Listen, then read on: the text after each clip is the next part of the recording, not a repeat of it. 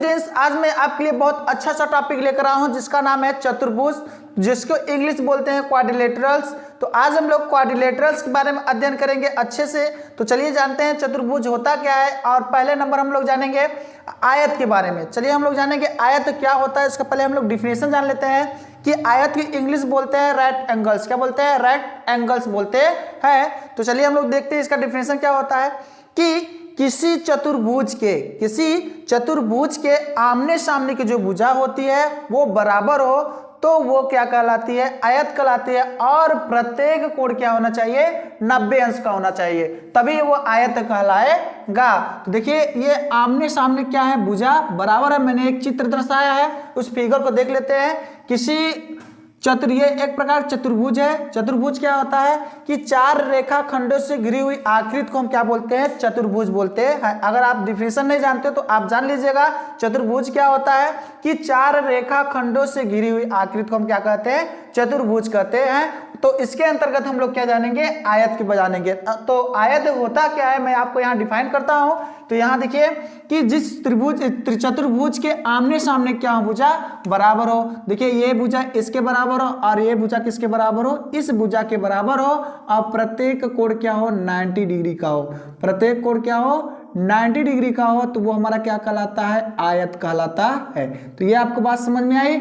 आयत का डिफिनेशन समझ में आया? चलिए हम लोग नेक्स्ट जानेंगे। इसमें इस आयत में बहुत अच्छी चीज है जिसको हम लोग को जानना है कि इसमें क्या होता है, भुजा क्या होता है, शीर्ष क्या होता है, विकर्ण क्या होता है, तो एंगल से क्या होता है, मतलब कोण क्या होता है। चलिए हम लोग नंबर बाय नंबर से इसको डिफाइन करते हैं और जानकारी लेते हैं कि इसमें शीर्ष क्या है और कोण क्या है। तो आप जो है इस वीडियो को अंत तक देखते रहिए, तब जाके आपको अच्छे से वो समझ में आएगा। चलिए हम लोग इजी तरीके से समझते हैं इसको।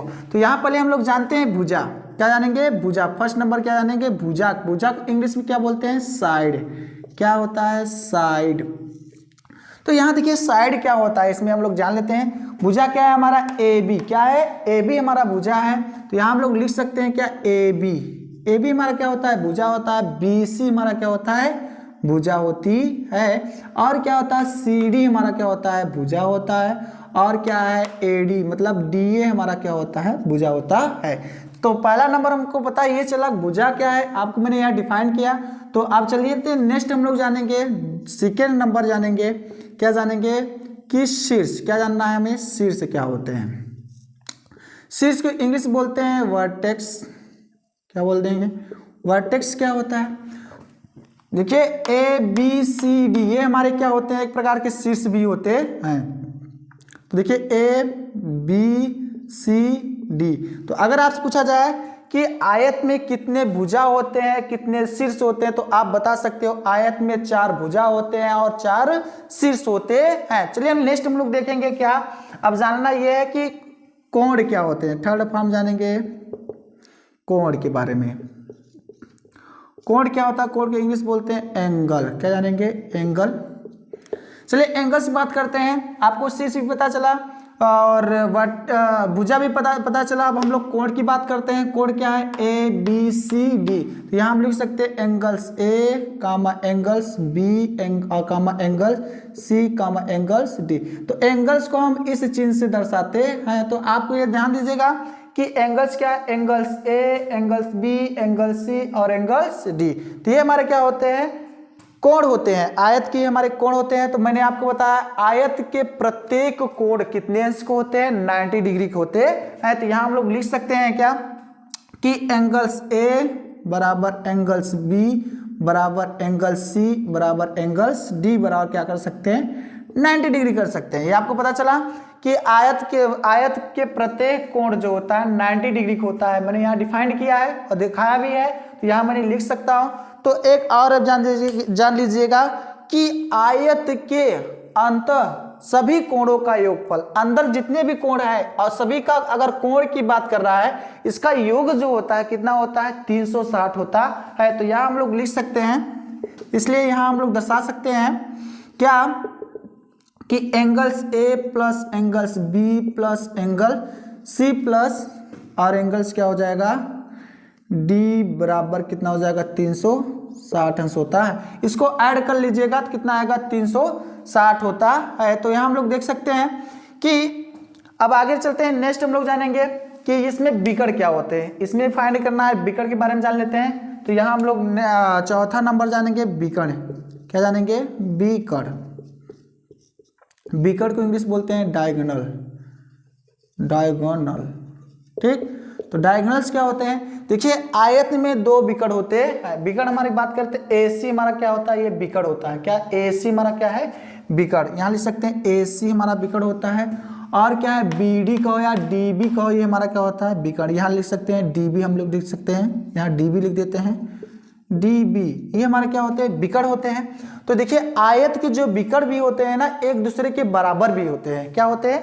आयत के विकर्ण एक दूसरे क्या हो सकते हैं? बराबर भी होते हैं। तो यहाँ हम लोग लिख सकते हैं क्या? AC बराबर, क्या लिखेंगे? AC बराबर DB के।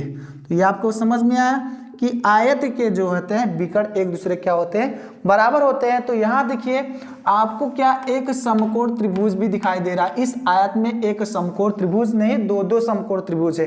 देखिए एक ये समकोण त्रिभुज है, ये एक समकोण त्रिभुज। तब मैंने बताया आयत के जो है भुजा एक दूसरे क्या होते हैं? बराबर होते हैं। तो आपको ये समझ में आया कि हमारा जो है भुजा एक दूसरे क्या होते हैं? बराबर होते हैं। तो यहाँ हमारा क्या है? ये जो है इसके बराबर है, ये इसके बराबर, ये विकर्ण है हमारे एक प्रकार के। तो अब ये इसकी बात करें, AC हमारा जो है इसके बराबर होता है, DB के बराबर है।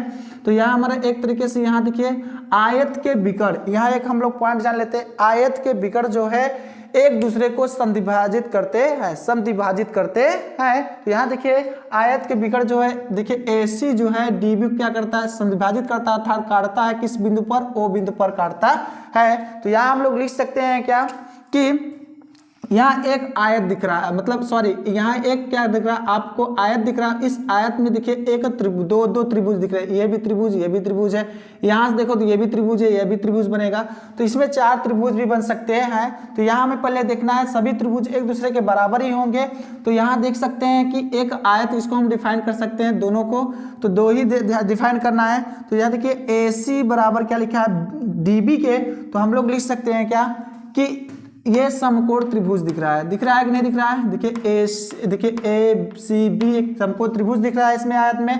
तो हम लोग लिख सकते हैं क्या कि कर्ण AC स्क्वायर बराबर क्या लिख सकते हैं? देखिए AC स्क्वायर बराबर क्या लिख सकते हैं कि AB लिख सकते हैं कि AB स्क्वायर प्लस क्या लिख सकते हैं? BC स्क्वायर लिख सकते हैं, नहीं लिख सकते हैं?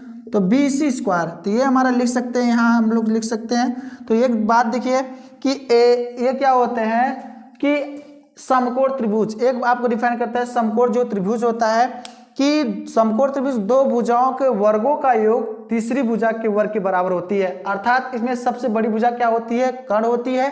तो हमें यहाँ लिखा है कि दो भुजाओं के वर्गों का योग तीसरी भुजा के वर्ग के बराबर होता है। चलिए अभी हम डिफाइन क्या करना चाहते हैं मैं आपको बता देता हूँ। उसमें डिफाइन हमें ये करना है कि देखिए AC स्क्वायर बराबर क्या लिखा है? AB square plus BC square लिखा है कि नहीं लिखा है? तो यहाँ हम लोग लिख सकते हैं कि AC स्क्वायर, यहाँ देखिए AB AC है तो बराबर है, तो यहाँ हम लोग सकते हैं ये वर्ग के बराबर होता है। अर्थात ये क्या हो जाएगा? AC स्क्वायर बराबर क्या हो जाएगा? DB स्क्वायर के। तो यहाँ देख सकते हैं हमें, तो AC क्या है? AC पूरा है, तो इसमें दो पार्ट में कर दिया है। तो क्या लिख सकते हैं? AC के स्थान हम लोग क्या सकते हैं? OA प्लस क्या लिख सकते हैं? OC लिख सकते हैं। इसके स्थान पर हम लिख सकते हैं OA, क्या लिखेंगे? OA square plus OC square बराबर क्या हो जाएगा? तो यहाँ हम लोग लिख सकते हैं OB, क्या लिख सकते हैं? OB square plus OD square के बराबर होता है। यही मैं डिफाइन करना चाहता था। तो आपको समझ में आया ये कैसे डिफाइन किया गया?